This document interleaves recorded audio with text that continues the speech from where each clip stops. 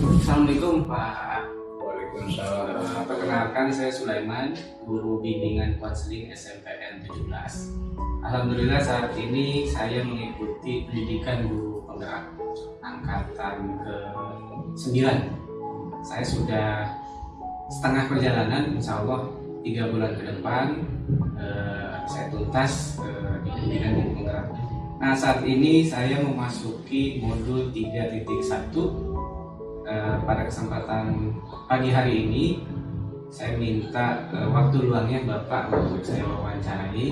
Ini terkait dengan materi modul 3.1, materi keputusan bijak atau nilai-nilai bijak dalam sebuah pimpinan sekolah. Sebelumnya saya bertanya gimana Pak keadaannya, sehat Pak? Alhamdulillah. Siapa ya hari ini Pak ya? Oke, silakan mungkin Bapak diperkenalkan dulu nama panjang Bapak, kemudian tugas Bapak. Terima kasih. Bismillahirrahmanirrahim. Nama saya Suprayudi. Kebetulan saya tahun ini mendapatkan kesempatan menjadi kepala sekolah, di mana definitifnya di SMP Negeri 2 Kota Tangerang Selatan. Kemudian juga mendapatkan tugas tambahan sebagai PLT di SMP Negeri 17 Kota Tangerang Selatan. Mungkin kita sudah bisa berkenalan hampir 4 bulan ini ya. Ya, terima kasih Pak. Baik Pak, ini ada panduan pertanyaan wawancara. Biar terarah Pak ya, saya mengikuti alur panduan saja. Saya ulangi lagi, ini terkait dengan sebuah kebijakan yang bernilai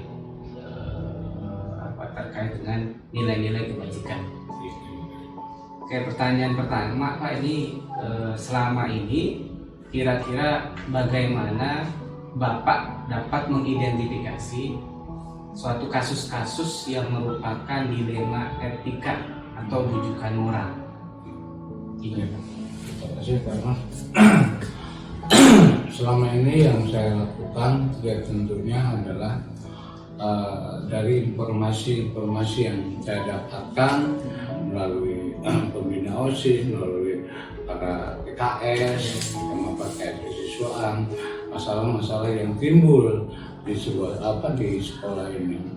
Nah, dari masalah-masalah ini tentunya saya identifikasi dulu, identifikasi dulu mana yang harus kita dahulukan, mana yang harus kita tunda dulu. Yang jelas itu semuanya adalah kasus-kasus yang bisa kita tangani secara bersama. Kemudian ya tentunya saya memberikan tugas yang penting bagaimana kita bisa merubah etika siswa itu sebaik-baik. Nah, itu prosedur Bapak ya, artinya berkolaborasi dengan para PKS atau warga sekolah dalam hal ini, bisa guru atau adik kelas Pak ya. Nah, kira-kira pernah nggak mengalami kasus yang bernuansa dilema etika Pak, atau rujukan moral? Artinya di sini ada benturan antara baik dan salah dan sebagainya. Kira-kira pernah Pak mengalami? Ya, kalau masalah seperti itu benturan antara baik dan baik pasti akan terjadi, karena lain kepala kan lain orang pikiran. Jadi kadang-kadang kita sudah membuat satu kebijakan A dan kebijakan B gitu. Adapun akhirnya kan terjadilah benturan-benturan pemahaman yang berbeda kan gitu. Nah, makanya disinilah dibutuhkanlah yang namanya usaha untuk musyawarah untuk menyelesaikan suatu mufakat, agar tindakan yang akan kita lakukan itu tidak menyimpang dengan apa yang menjadikan sasaran etika moral itu. Kita pikirkan luar biasa memang. Kadang-kadang ya nggak usah di inilah, kadang-kadang guru kan banyak yang berbenturan yang Pasti karena ingin kepuasan secara pribadi, berbeda persepsi. persepsinya yang berbeda kemudian juga hal yang luar biasa.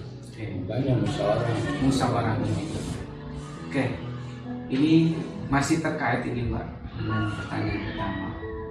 Nah, selama ini bagaimana Bapak menjalankan pengambilan keputusan di sekolah Bapak bimbing, terutama untuk kasus-kasus di mana ada dua kepentingan yang sama-sama benar atau sama-sama mengandung nilai kebajikan.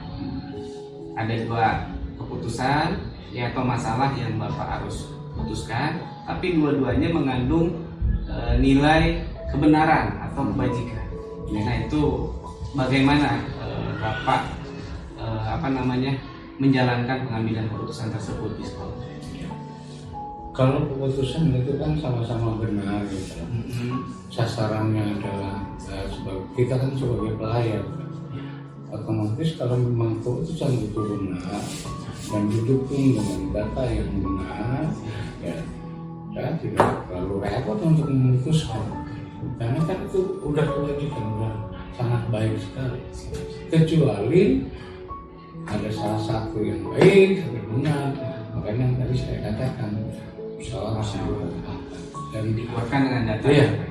Keputusan saya itu didasarkan atas data masukan dari teman-teman para PKN, para wali kelas, semua.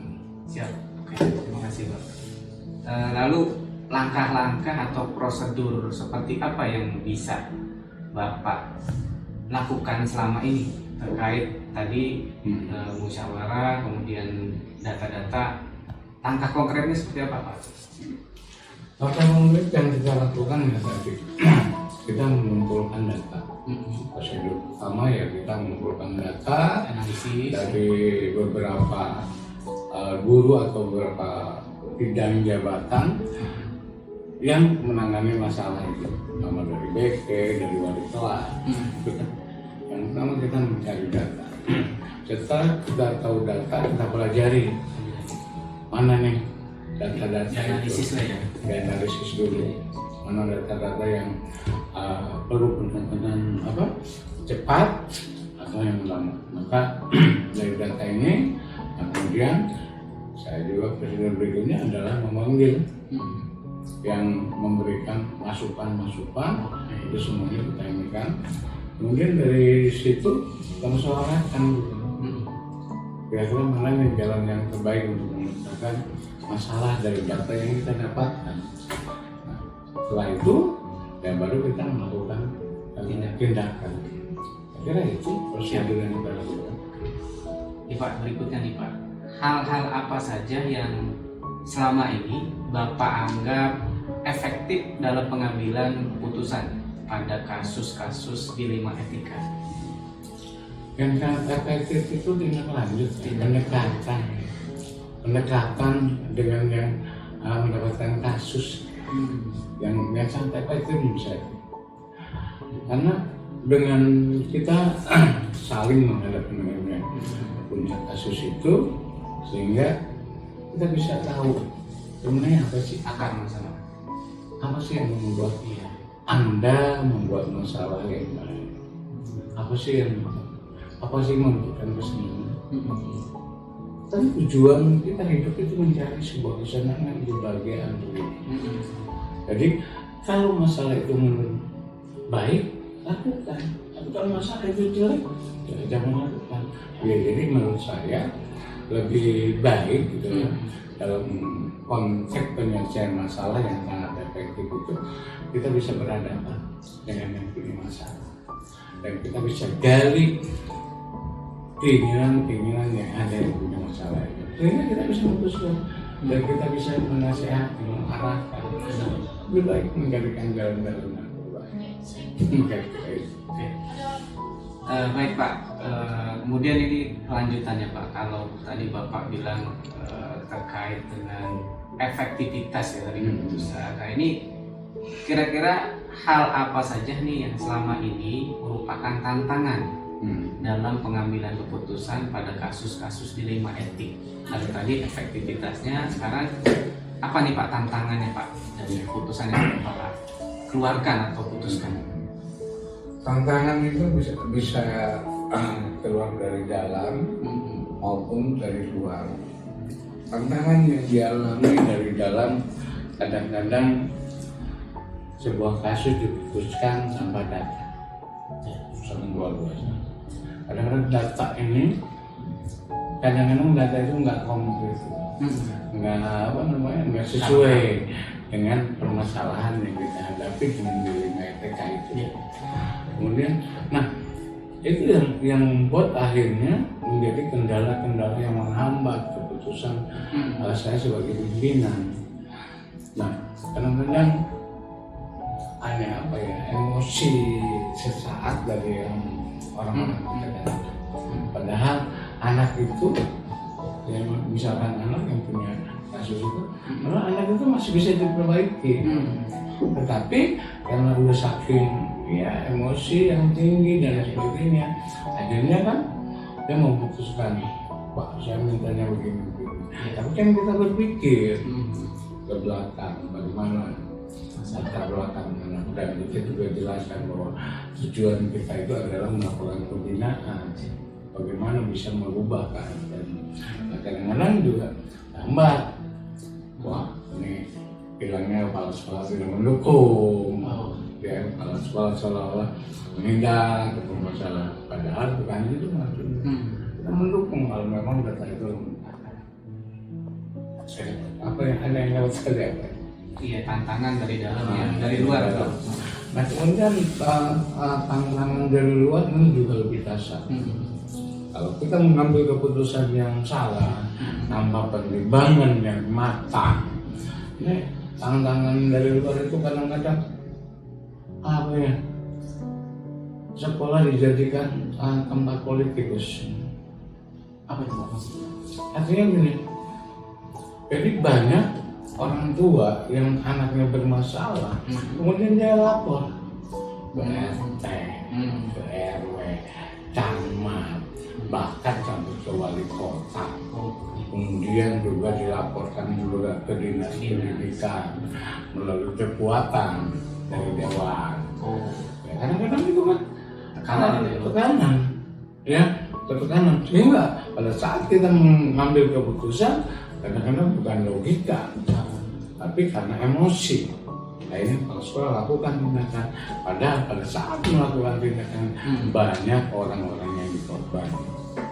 Contoh misalkan kalau Pak Aman bisa melakukan ini perbaikan, kemudian tiba-tiba karena misalkan dari luar bahwa keputusan itu jangan dilakukan, tapi kepala sekolah tetap karena takut. Ya kan, karena takut misalnya.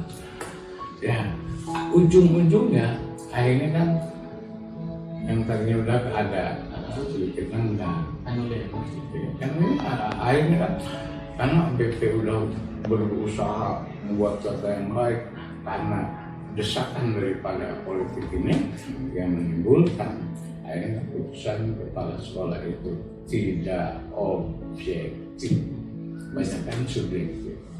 Dan bisa itu dianulir, keputusan dianulir kepala sekolah atau gimana? Ya karena desakan. Desakan yang dari luar ya. Kanan. Akhirnya sekolah tidak akan bisa menyelesaikan permasalahan kalau politik ini terjun ke sekolah. Maka ya kalau saya sih yang ini yang pernah saya alami, siapapun kalau keputusan ini saya putuskan. Walaupun saya mendapatkan tekanan, tapi tetap saya putuskan.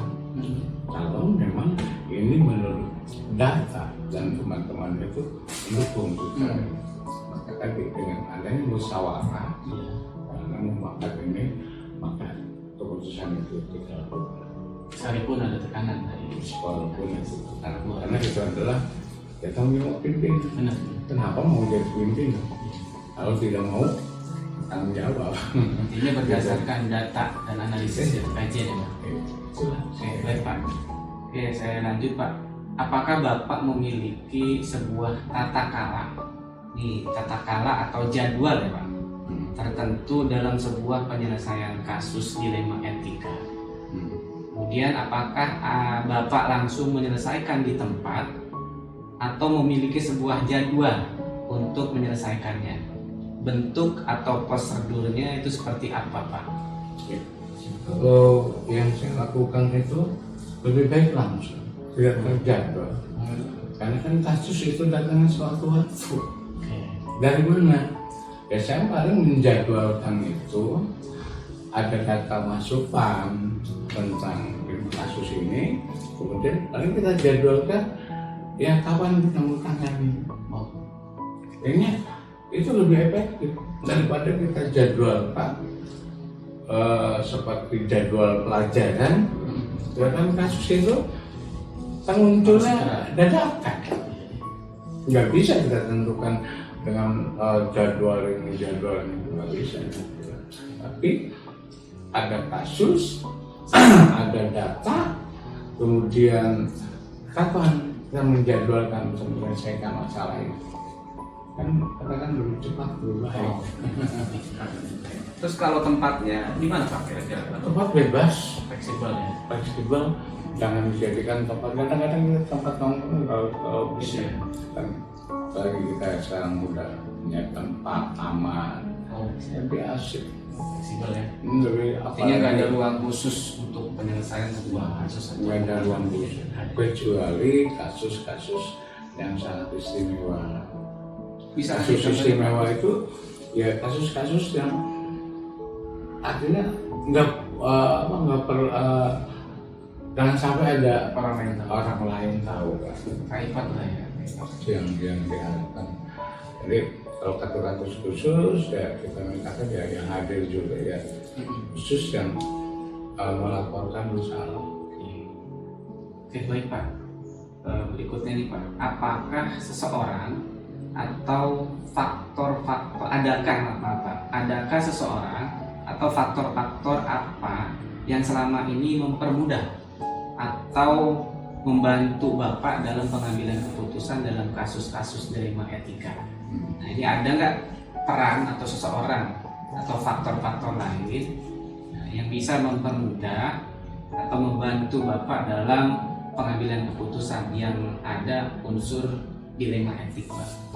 Jelas kan, tadi kan udah tanya saya sampaikan jelas sekali, tanpa bantuan dari dari orang lain nggak mungkin kepala sekolah itu bisa memutuskan, karena kepala sekolah tidak bisa terjun langsung. Jadi dengan adanya laporan, dengan adanya data, jelas kan kita mempermudah. Kepala sekolah tinggal memikirkan bagaimana caranya jalan. Itu pun kita juga bicarakan lagi dengan yang menyampaikan data masalah tentang dilema etika itu. Nah, sehingga dengan data, dengan musyawarah, maka saya kira sebagai pimpinan lebih mudah memutuskan. Jadi peran bantuan dari pihak-pihak tertentu, terutama adalah yang menemukan dilema etika itu, ya dengan demikian kan saya mudah memutuskan bagaimana caranya, apakah mengadakan umuman atau keputusan. Jadi jangan sampai keputusan itu adalah keputusan pihak. Dan supaya Yogi sebagai pimpinan itu nggak pernah keputusan itu dilakukan karena ego pribadi. Pak selalu memutuskan bahwa apapun kita harus musyawarah. Jangan sampai nanti setelah keputusan itu jatuh sehingga jadi salah di belakang. Keputusan bersama gitu ya. Sangat dibutuhkan. Oke baik Pak.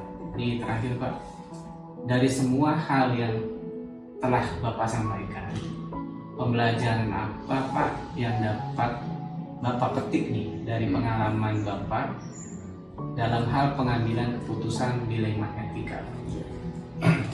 Jelas banyak sekali ya, pengalaman yang bisa kita dapatkan dari apa yang menjadikan permasalahan terutama tentang dilema etika. Karena dengan adanya penelitian itu kan semakin banyak permasalahan, maka semakin cerdas kita untuk memikir, memilah mana yang tepat untuk bisa menyelesaikan dilema etika ini.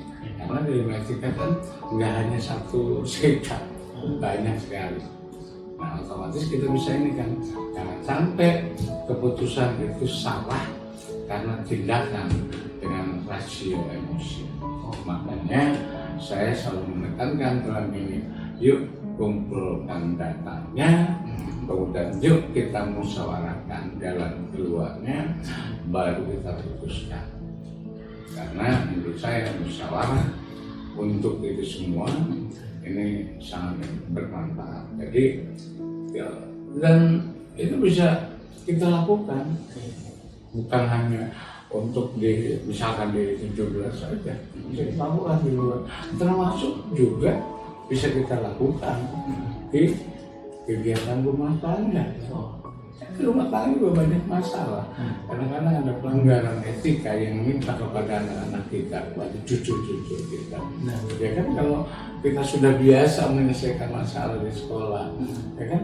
Oh iya ternyata, oh iya ternyata, oh iya ternyata, itu kan yang baik. Jadi konsepnya saya selalu memanfaatkan apa yang didapatkan di lingkungan untuk bisa cepat itu luar biasanya. Pak, boleh satu lagi saya tanya. Itu kan Bapak mengedepankan musyawarah gitu ya, dalam hal masalah kasus di sekolah ataupun kasus-kasus lain. Nah, artinya di dalam musyawarah ini kan banyak kepala, bukan 1, 2, 3, jadi bisa banyak kepala. Nah, kira-kira dalam musyawarah ini pasti kan ada perbedaan, ada argumentasi. Nah, ini tips Bapak apa nih untuk menyamakan persepsi ya dari sekian banyak kepala? Artinya di sana wakil kepala sekolah Bapak misalnya PKS itu kan pasti ada perbedaan. Nah, tipsnya apa nih Pak untuk menyamakan persepsi? Yang pertama tipsnya kita sudah benar sebenarnya diri kita sudah punya jawaban apa yang harus kita lakukan, ya, udah punya jawaban. Nah, kemudian misalkan ada 4 orang yang kita kumpul menjadikan musyawarah, kemudian pilih-pilihlah 2 yang seaspirasi dengan saya kan. Nah, tinggal tips yang harus kita lakukan pun ya menurut pemikiran kita yang 2 ini adalah tidak sampai kepada sasaran, kita lakukan pertanyaan itu ya, sehingga kita giring agar dia juga punya jawaban yang nantinya sepakat. Ya berarti kan kalau udah kayak giring semuanya itu, ya kan dia nggak betulnya. Jadi bisa aja argumen atau data gitu Pak ya. Yang penting atas sekolah itu, pimpinan itu dari sekian data itu kan harus berpikir bagaimana pemecahannya. Pada saat musyawarah mendapatkan gejolak, artinya tidak ada sepama, ya yang tidak paham inilah kita giring untuk mencapai kesepahaman, karena kita tahu bahwa jawabannya itu sudah ada sebenarnya. Nah, kita menggiring kepada jawaban yang benar. Sebenarnya juga harusnya menerima. Saya itu tips yang terbaik buat kita. Baik Pak, luar biasa. Terima kasih Pak atas wawancaranya. Mudah-mudahan ini menambah wawasan terutama buat diri saya pribadi dan tentunya buat kebaikan sekolah. Ya. Ini saya akhiri Pak. Saya ucapkan terima kasih. Ini dulu pesan sebentar ya. Oh baik Pak. Ya. Saya berharap dari kegiatan wawancara ini bukan hanya sekedar melakukan kegiatan tugas, tapi ini juga menjadikan hal yang harus terus diolah, terus mendapatkan pengalaman, karena ilmu yang baik adalah ilmu dari pengalaman. Kadang-kadang di teori, kadang-kadang di lapangan sesuai ini. Dan pada pertemuan kali ini diharapkan mudah-mudahan ada titik temu. Amin. Saya juga terima kasih. Ya, mudah-mudahan Bapak sukses. Walaupun mungkin nanti istilahnya saya tidak memimpin, ya memang Bapak menjadi pimpinan nanti ke depannya, kemudian bisa mengembangkan apa yang menjadi harapan dan tantangan. Kalau sini kan saya itu jangan menyerah, jangan menyerah. yang harus kita pikirkan. Terima kasih Pak atas waktunya. Saya akhiri. Wassalamualaikum warahmatullahi wabarakatuh. Waalaikumsalam warahmatullahi wabarakatuh. Baik, assalamualaikum warahmatullahi wabarakatuh. Waalaikumsalam warahmatullahi Ya, wabarakatuh. selamat siang Bu Bahja, gimana kabarnya? Alhamdulillah Baik. baik. Masya Allah, saya udah lama ini tidak bersua istilahnya, udah hampir 1 tahun lebih saya belum Ya, berkunjung dan belum bertemu. Eh, Pada kesempatan siang hari ini saya izin minta waktunya Bu Bahja. siap. Ini terkait dengan tugas saya karena kebetulan saya mengikuti program pendidikan guru penggerak yang digagas oleh Kemendikbud. Alhamdulillah sudah 3 bulan berjalan, tersisa 3 bulan lagi mudah-mudahan diberikan kelancaran dan dia Amin. mendapatkan apa istilahnya wawasan lah, tambah wawasan khazanah keilmuan. Ya Bu Bahjah, mungkin sebelum dimulai saya minta Bu Bahjah untuk memperkenalkan diri dulu dan jabatannya sebagai apa, sudah berapa lama, mungkin itu dulu Bu Bahjah, dipersilakan. Ya, baik. Terima kasih Pak Sulaiman. Insya Allah saya tunggu kehadirannya nanti di Insya Yayasan Allah. Kebajikan. Insya Allah. Ya. Ya Pak Sulaiman, saya Ibu Bahja. Kebetulan saya mendapat amanah untuk menjadi Kepala Madrasah Aliyah Hasanah Kebajikan Ya. dari tanggal 1 Juli 2022. Maka tahun ini hampir 2 tahun saya menjabat, artinya belum sampai 2 tahun. Nanti tahun ajaran baru yang di depan 2 tahun. Mohon doanya semoga Madrasah Aliyah Hasanah Kebajikan semakin berkembang, Amin, amin. siswanya banyak, Amin. dan lokasi Madrasah Aliyah Hasanah Kebajikan itu di Jalan Talas 1, Pondok Cabe gitu. Ya. Itu aja Pak Sulaiman. Baik Bu, terima kasih. Untuk berikutnya Bu, ini terkait dengan pertanyaan. Saya mengacu pada panduan pertanyaan wawancara biar kita terarah dan tidak ngalor ngidul gitu Bu ya. Ya, Ini terkait tugas saya sebagai calon guru penggerak. Saya sudah memasuki modul 3.1. Ini judul atau tema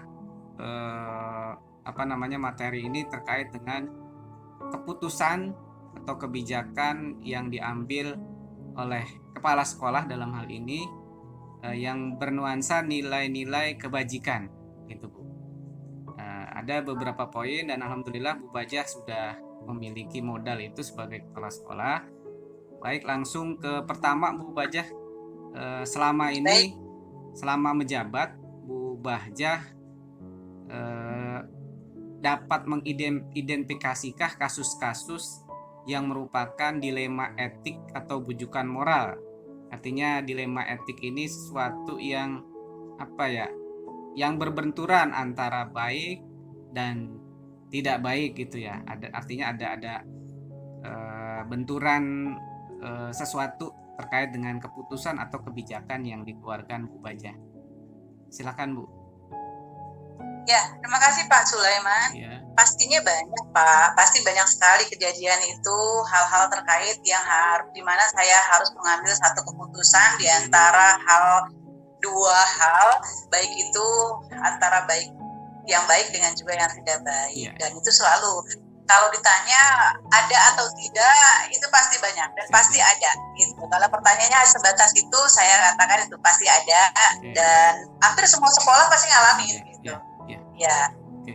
Baik Bu. Oke, selanjutnya, nah dari identifikasi itu, bagaimana Bu Bahjah menjalankan pengambilan sebuah keputusan di sekolah Ibu, terutama untuk kasus-kasus di mana ada dua kepentingan yang sama-sama benar nih ya, sama-sama benar dan sama-sama mengandung nilai kebajikan. Kalau satu baik, satu tidak baik, itu kan masih bisa kita filter ya. Nah ini kalau dua kepentingan tersebut atau kasus tersebut sama-sama benar, kira-kira bagaimana tuh Bu?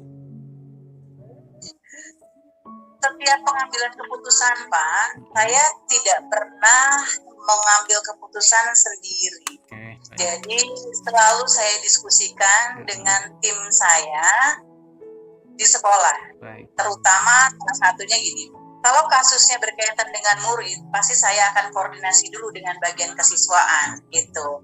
Nah kemudian setelah itu saya rapatkan dengan staf bersama-sama mengambil keputusan. Walaupun pada akhirnya keputusan akhir tetap ada di saya, tapi saya minta masukan dari teman-teman semuanya, baru nanti pertimbangan-pertimbangan seperti apa, nah itu menjadi keputusan akhir yang pada akhirnya itu keputusannya itu ada di tangan saya. Seperti itu, Pak. Oke, jadi ada musyawarah dulu ya gitu ya, kolaborasi Ya, betul. dengan pimpinan lain. Oke, itu tadi prosedurnya sudah Ibu jelaskan. Lanjut aja pertanyaan berikutnya, Bu. Nah, ini hal-hal apa saja nih yang selama ini Ibu anggap efektif dalam mengambil sebuah keputusan pada kasus-kasus dilema etika?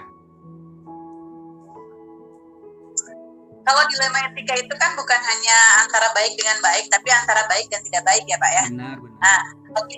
Kalau mau diambil contoh, salah satunya kemarin kita punya kejadian. Salah satu murid melakukan kesalahan, tapi dari pihak sekolah itu, terutama kesiswaan, ambil SOP-nya itu antara dikeluarkan atau tidak. Tapi kembali lagi setelah jalan musyawarah yang kita lakukan, keputusan ada di tangan saya, maka saya bilang ketika anak murid itu melakukan kesalahan, kemudian kita keluarkan, maka tidak menjadi sebuah bimbingan lanjutan buat dia. Tapi kalau misalkan kita berikan kesempatan dengan memberikan hukuman sesaat, kemudian dia dipersilakan untuk kembali bergabung, namun menjadi sebuah komitmen, tidak boleh melakukan lagi, dan kita lihat beberapa waktu ke depan ada peningkatan kebaikan dalam hal etika dan lain sebagainya, maka itu sudah menjadi pembelajaran positif buat dia. Tapi sebelumnya, selain saya berdiskusi dengan ke sekolah, saya pun memanggil walinya untuk mengetahui apa yang dilakukan oleh anak tersebut, sehingga tidak ada hal-hal yang tidak diinginkan ke depannya, karena walinya mengetahui apa yang dilakukan anak tersebut, kesalahan apa yang dilakukan, yang pada akhirnya walinya mengatakan dikembalikan kepada sekolah. Nah, sekolah pun tidak ingin menjadikan anak tersebut menjadi liar di luar, tapi harus mendapatkan perhatian khusus, bimbingan dari sekolah, dan tidak dicuekin. Alhamdulillah,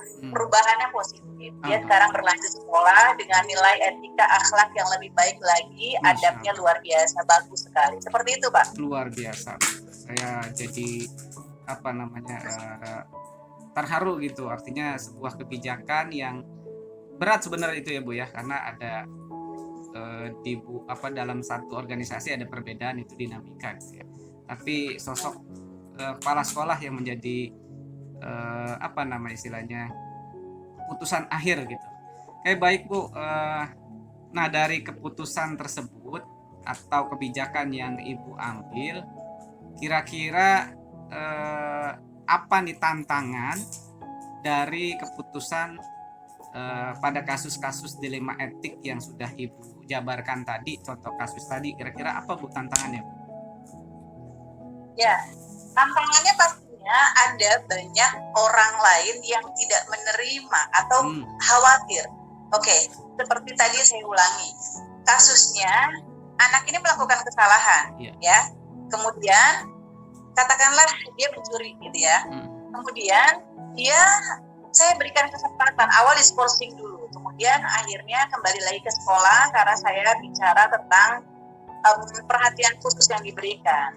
Tetap dong, kasus ini tidak akan mungkin tidak didengar oleh wali, oleh orang tua, ya kan? Maka tantangan yang saya dapatkan adalah dikhawatirkan anak tersebut melakukan kesalahan terulang gitu ya. Jadi pastinya nanti akan mendapatkan kritikan dari wali. Nah, gitu. Dan itu dialami. Walaupun tidak terbukti anak itu yang melakukan lagi, tapi ada kejadian lanjutan, langsung saja wali itu menuduh anak tersebut gitu ya kan. Nah, itu. Tetapi saya menganggap itu bukan hal yang besar, karena saya pikir bisa jadi itu hanya keteledoran dari anaknya yang tidak perhatian meletakkan barangnya atau apa, atau mungkin ada yang lain gitu ya. Maka dari itu terus di dalam kelas itu saya selalu memberikan motivasi supaya tidak melakukan hal-hal buruk, karena pastinya apa yang buruk itu bukan hanya tidak dilihat, ya oke lah mereka melakukan hal buruk, udah gak ada orang deh gitu, tapi Allah itu akan selalu melihat dimanapun kita berada apa yang kita lakukan. Maka itu adalah nilai-nilai motivasi yang diberikan oleh saya dan teman-teman guru di sini, supaya anak-anak murid emang sangat pendidikan jauh lebih baik lagi mengenal tentang hal-hal yang tidak boleh dilakukan dan yang dilakukan. Jadi kembali lagi, kalau tantangan banyak banget Pak, karena dari pengambilan keputusan itu pasti tidak semua orang menerima. Kenapa kok anak yang sudah melakukan kesalahan tetap diberikan kesempatan? Bagaimana nanti kalau ada hal-hal kejadian yang buruk lagi ke depannya gitu. Tapi alhamdulillah terus kita biar berusaha berdoa ya, walaupun ada satu kejadian lagi kemarin, tapi walinya juga mengerti bahwa ini hanya kesalahan dari anaknya, bukan lagi menuduh kepada anak yang melakukan kesalahan tadi. Seperti itu, Pak. Oke, baik Bu. Ya Bu, prosedurnya sudah, keputusannya sudah. Ini terkait dengan tata kelola ya atau takala. Kira-kira dari Bu Bahja sebagai kepala madrasah itu ada tidak sebuah tata kala atau jadwal tertentu dalam penyelesaian kasus dilema etik? Apakah ibu langsung menyelesaikan di tempat atau memiliki sebuah jadwal untuk menyelesaikannya? Bentuk atau prosedurnya itu seperti apa kalau ada jadwal atau schedule-nya gitu?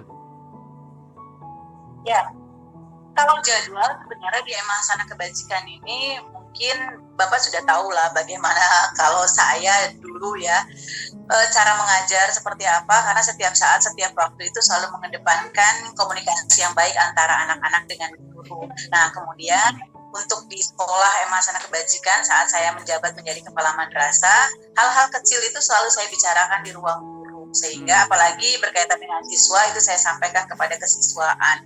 Nah kemudian ketika ada lagi nanti hal yang saya pikir ataupun teman-teman guru masih bisa dimaklumi, maka itu cukup hanya diberikan nasihat di dalam kelas tanpa menyebutkan nama, jadi memberikan motivasi secara keseluruhan.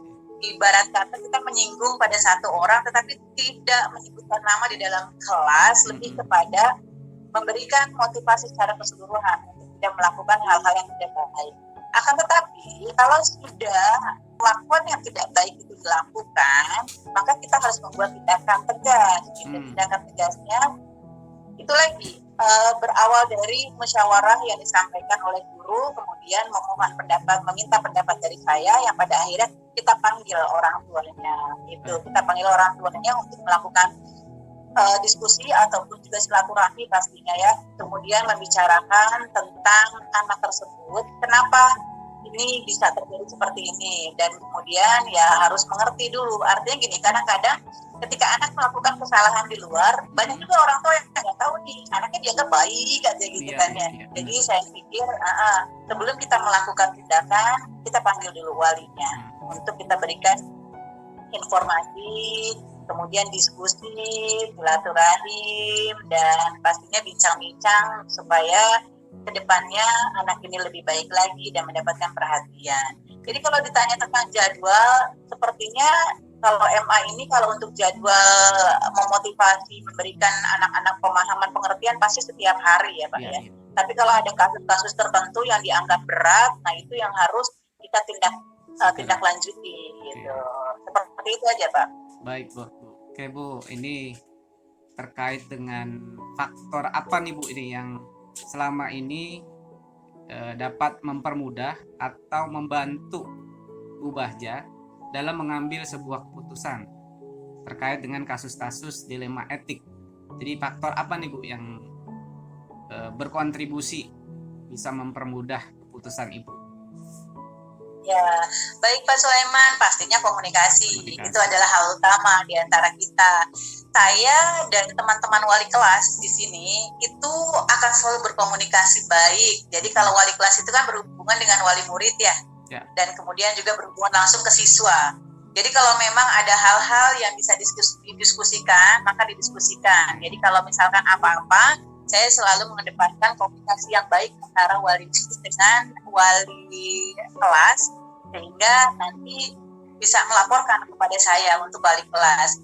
Sekiranya bisa ditangani oleh wali kelas, ya cukup ditangani oleh wali kelas saja. Tapi kalau memang sudah bicara tentang sekolah, ya maka pasti nanti ada kesiswaan, kemudian ada kepala sekolah yang harus bertindak lanjut untuk kebaikan ke depannya. Jadi hal utama adalah komunikasi yang baik antara semua pihak gitu. Dan selama ini saya menganjurkan kepada teman-teman wali kelas itu untuk merespon apapun juga yang menjadi komunikasi antara wali murid dengan wali kelas. Jadi wali kelas saya itu harus merespon, nggak boleh cuek. Nah, terjadi komunikasi atau diskusi yang baik di dalam grup WA itu adalah salah satu hal penting juga. Jadi kayak ada kedekatan khusus antara wali murid dengan wali kelas. Nah, di situ kayak mereka tuh nggak ada jarak mau curhat tentang anaknya, mau ngobrolin tentang anaknya, tentang perihal apapun juga.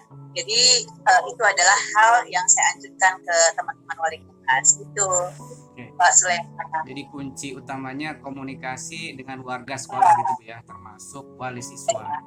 Oke, baik Bu, ini ada di akhir pertanyaan. Nah, kira-kira hal apa nih yang dapat Ibu sampaikan, pelajaran yang dapat Ibu petik dari pengalaman selama menjabat terkait dengan pengambilan keputusan yang bernuansa dilema etik, berbagi pengalaman dan pelajaran kepada saya nih terutama Bu. Kira-kira gimana Bu? Iya Pak Sulaiman. Sebelum saya masuk ke jawaban dari Pak Sulaiman, karena saya tadi mengambil contoh tentang dilema etik atau pengambilan keputusan tentang kasus siswa ya Pak ya. Jadi kalau saya di sini selalu mengedepankan hubungan yang baik antara guru, kepala sekolah, dan juga wali murid serta siswa-siswi. Terkadang saya di dalam kelas ataupun di luar kelas selalu menyampaikan kepada anak-anak, satu saat kalian bisa mengatakan bahwa kami ini guru-guru itu sebagai teman kalian. Tapi satu saat kalian bisa mengatakan bahwa atau bisa merasakan bahwa kami ini adalah juga sahabat kalian, orang tua kalian, kakak kalian, dan lain sebagainya. Tetapi ketika kita ada di sekolah ataupun di dalam kelas, maka hubungan kita adalah murid dengan guru. Nah, itu artinya harus ada pemilahan, perbedaan antara tempat dan juga perlakuan gitu. Jadi jangan dianggap ketika di dalam kelas ya udah itu kan teman saya gitu, nggak seperti itu. Tapi di dalam kelas ini kita adalah antara murid juga dengan guru, di mana harus saling memperhatikan, menghargai, kemudian dan lain sebagainya ya. Kemudian kalau izin Pak, ini ada pertanyaan yang terakhir tadi selain daripada itu apa coba Pak?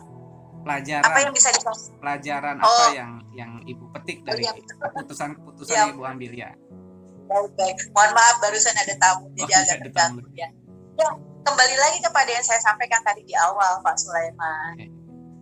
Komunikasi adalah hal yang teramat baik dalam kita mengambil keputusan, dan salah satunya adalah dikedepankannya nilai-nilai musyawarah. Jadi walaupun saya sebagai kepala madrasah, saya tidak juga baik ketika hanya mementingkan kepentingan pribadi tanpa mengedepankan nilai-nilai musyawarah. Ketika ada anak yang melakukan kesalahan, maka tidak semata-mata hukuman itu langsung saya berikan, tidak. Tapi saya menghargai teman-teman yang ada, terutama kesiswaan di sini yang mempunyai peranan penting hubungan antara kesiswaan dengan anak-anak gitu. Tapi pada akhirnya ketika kita sudah diskusi, komunikasi dan lain sebagainya, tetap pengambilan keputusan itu dikembalikan lagi kepada kepala madrasah. Dan mudah-mudahan hasil dari musyawarah yang sudah dijalankan, komunikasi yang baik, maka keputusan yang bisa diambil oleh saya selaku kepala madrasah itu berakhir kepada sebuah hal yang bersifat positif untuk siapapun juga gitu. Jadi kayak contoh nih Pak Sulaiman, ada anak yang melakukan kesalahan, kemudian kita panggil walinya, orang tuanya, artinya di situ ada kesadaran ataupun perhatian lebih dari walinya untuk anaknya tersebut, bahwa oh iya selama ini anak saya yang saya anggap baik ternyata melakukan kesalahan gitu ya. Nah, kemudian menghargai keputusan dari sekolah dan juga menjaga nilai-nilai baik sehingga nanti ke depannya untuk pengembangan ataupun kebaikan daripada anak tersebut gitu. Itu aja sih luar biasa Ibu. Ini sudah tuntas 8 pertanyaan dan sangat komplit sekali jawaban Ibu. Mudah-mudahan ini menjadi pelajaran juga buat saya. Dan terima kasih sebelumnya nih atas kesediaan waktunya Bu. Mudah-mudahan di lain kesempatan saya bisa hadir silaturahmi. Mudah-mudahan ini CGP saya cepat tuntas gitu Bu ya. Amin. Saya ucapkan terima kasih dan titip salam ke rekan-rekan Pak Haji Padoli, Pak Bambang, Pak Ulum dan semua dari situ Bu. Mudah-mudahan nanti di lain waktu saya bisa hadir. Saya akhiri Bu. Terima kasih semuanya. Mungkin Ibu ada tamu lagi. Saya akhiri. Wassalamualaikum warahmatullahi wabarakatuh. Waalaikumsalam warahmatullahi wabarakatuh. Ya Bu. Saya tutup Bu ya. Oke Pak, makasih Pak.